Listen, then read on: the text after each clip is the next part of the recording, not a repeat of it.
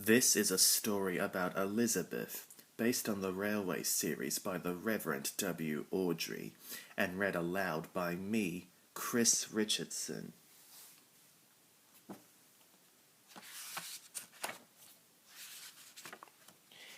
This is a story about Elizabeth, the vintage Sentinel lorry.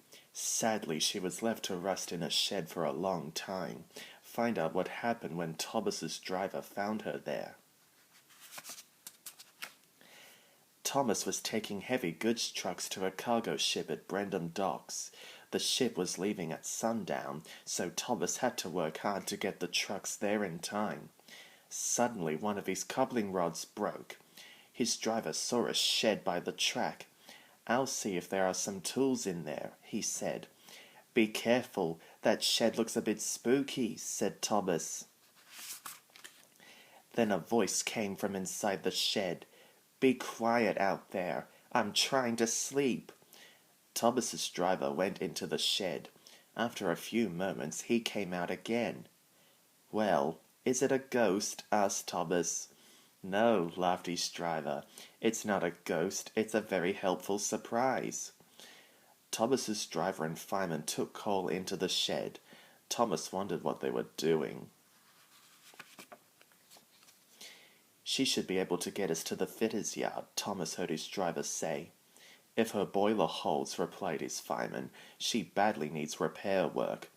Thomas heard lots of clanking noises coming from the shed. What could be inside? At last, out of the shed drove a rather dirty old steam lorry. "Thomas, this is Elizabeth," said his driver. "So you're the little puffer that has broken down," said Elizabeth to Thomas. Thomas didn't like that at all. "You're a rude old steam lorry," he replied sharply. "Actually, I'm a vintage Sentinel lorry," replied Elizabeth, "and you should be thankful that I'm here to help you."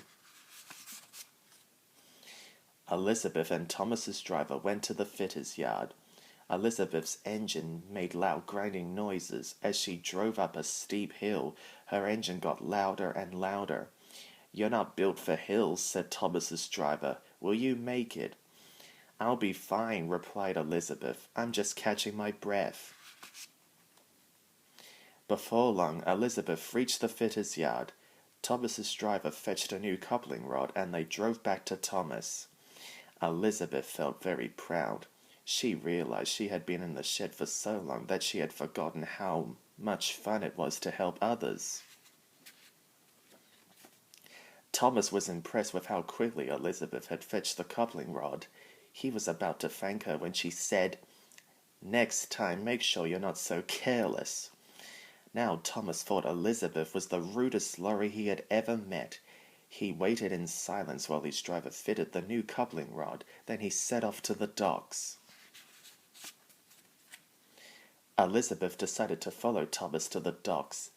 "That little puffer has already broken one coupling rod, so he may well need my help again," she thought. Elizabeth's engine rattled and groaned as she slowly followed behind Thomas. Soon Thomas was out of sight, but Elizabeth didn't mind. She remembered which road she had to take to get to the docks.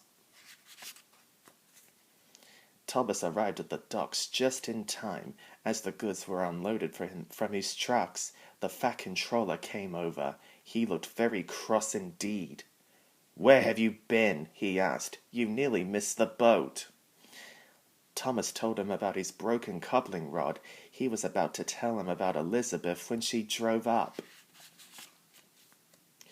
"Oh, it's you," said Elizabeth to the Fat Controller. "Have you learned how to drive properly yet?"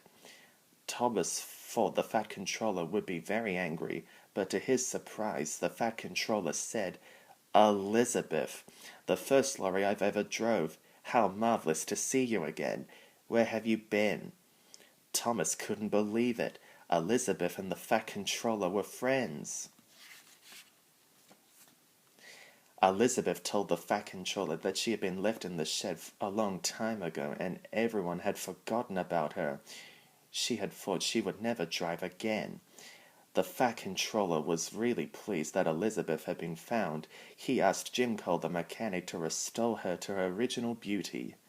Elizabeth smiled happily and thanked the Fat Controller. She could hardly wait to be in full working order again. A few weeks later, Elizabeth drove past the Fat Controller's station. Her paintwork shone and her engine sounded perfect. "Hello," she said. "Don't you think my new paintwork looks marvelous?" "You're the grandest lorry in the whole railroad," replied the Fat Controller.